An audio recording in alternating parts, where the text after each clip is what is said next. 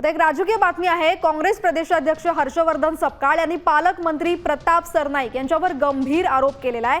धाराशिव मधल्या तामलवाडी टोल नाक्याजवळ दुकानं, हॉटेल्स आणि शौचालयांवर बुलडोझर चालवण्याचे आदेश देण्यात आलेत। या परिसरामध्ये पालकमंत्र्यांच्या 20 एकर जमिनीवर रिसॉर्टचं काम सुरू आहे आणि स्वतःच्या रिसॉर्टचा रस्ता मोकळा करण्यासाठी गरिबांचा रोजगार आणि शेतकऱ्यांना जमिनी या उद्ध्वस्त केल्या जात असल्याचा आरोप हर्षवर्धन सपकाळ यांनी केला।